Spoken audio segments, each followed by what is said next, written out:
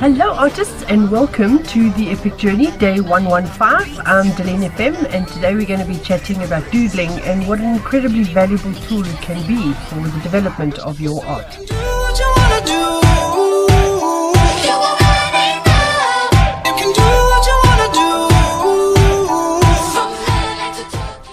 For those of you that have been on the Epic Journey right from the start, you might remember way back in day 11. Gosh, I can't believe that it's like nearly 4 months ago now. But way back in day 11, we were having a look at sort of quite photorealistic drawing and drawing fine detail, etc. And for the last couple of days, we've been looking at drawing from a sketching point of view. So looking at your drawing in terms of a practice exercise. It actually boils down to semantics. If we talk about drawing and sketching, we actually put ourselves under a little bit of pressure to perform to a certain level of what we expect those words to describe. But when we talk about doodling, however, doodling gives us the freedom to just doodle and draw nonsense, really. So what you're seeing now is a couple of sketchbooks that I have lying around that I either will draw or doodle or sketch in. The one that I'm showing you right at the moment is actually a visual diary that I've got that I've actually recently just started a new visual diary. But the drawings that I've done there are drawings that have taken a little bit of time.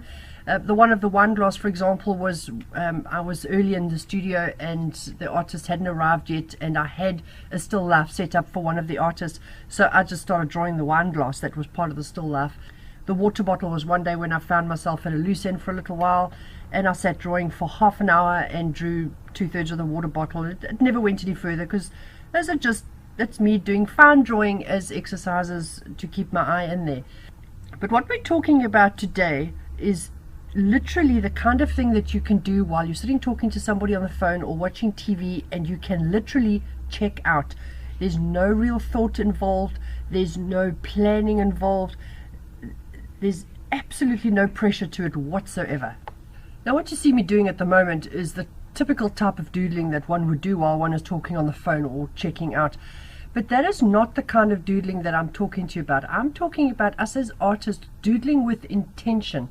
Now, you can be looking at something and just doing a little scribble of it, or you could actually be drawing from your imagination. It's really nice to have something in front of you. Sometimes, you know, your coffee mug might be sitting in front of you, or while you're talking on the phone, you could be, you know, drawing something that's standing on the table in front of you. It really doesn't matter. Or what I'm doing there at the moment is I'm having a bit of a game with some feet. I love dancers, so I love to draw dancers, and I enjoy drawing feet because they're a very characteristic part of the dancer.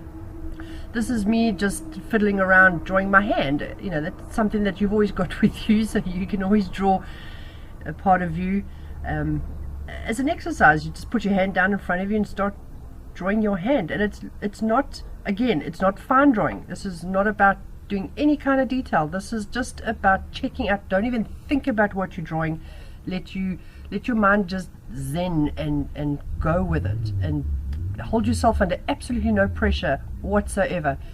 Now the great thing about doodling is that while you're doing this kind of exercise, your brain is recording all of this. Your left brain is checking out, so your right brain has got the freedom to just go with the flow. Because you're not holding yourself under any pressure, you give your right brain the freedom to simply start recording what it is you're drawing. And the more you do this, the more you build new neural pathways, and your brain starts to build up almost a memory bank of images. And you know, one day when you're drawing hands or when you're drawing feet, then these types of exercises would come in really handy because of this image bank that you've built up, and this constantly watching what you're doing, and while you're doodling, you're correcting things all the time. You're not worried about rubbing out, you're not worried about accuracy. In fact, as you can see, I'm drawing with a ballpoint pen, and I like the idea of drawing with a ballpoint pen because you can't rub out and you can't get caught up with the accuracy. So at this stage, I'm just drawing from my imagination. I've moved on to doing an eye. These are little quick sketches. These are literally 2-3 minute 30-second sketches, literally just allowing myself to practice and to check out while I'm scribbling around here and trying to draw something recognizable. So when I talk about making sure that you do some sort of drawing every day, even if it's just for half an hour a day, this is more the kind of drawing that I am discussing.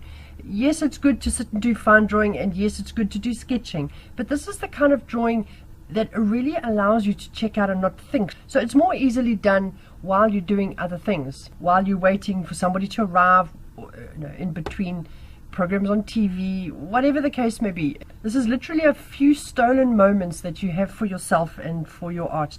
Anybody who knows me might actually have a little bit of a giggle at me telling you to draw sort of while you're watching the TV, because I don't watch TV. I do own a TV, but it's not even plugged in. It hasn't been plugged in for months. I don't have satellite TV. I literally don't watch TV, so I'm not one of those people that's going to sit in front of the TV. But I do understand that a lot of people do watch TV. So, and I do think that sitting in front of the TV drawing while you're watching something is actually really helpful, because I like to watch documentaries, for example, and I have things on like Netflix and Showmax and all those sorts of things. So I will put on a documentary on my computer screen, and I'll sit and doodle while the documentary is going, or I'll actually do a drawing or a sketch or whatever, but I'll be doing that while the documentary is going, and it's really great because what I'm doing is I'm giving my left brain something else to concentrate on, something that's quite meaty, something that I find enjoyable from an intellectual point of view, and my right brain is then free to just do exactly as it pleases. And it really is multitasking in the biggest way, and it's awesome fun. One thing that I must mention, however, is that it's probably a good idea to get yourself some really cheap sketchbooks for this kind of thing, because this is not the kind of drawing that you want to draw onto, good fancy paper, because that alone is going to put you under pressure, because you don't want to spoil an expensive sketchbook or a really lovely visual diary or something to that effect. So if you get yourself a really cheap children's sketchbook, or if you just get yourself a ream of paper, a ream of photostat paper, and then have a little file that you put them into, it's good to keep them. You can throw them away, of course, but it's really nice to keep them. I like to keep them because, I can go back and have a look at drawings that I did when I was in my 20s and in my teens, because I've still got them, and it's nice to know, it's nice to have a bit of a record of where you've come from. I did a bit of a landscape there because there's a lot of you on this epic journey that are landscape artists, so I didn't want to just keep doing what I normally do, and that's the sort of figurative stuff.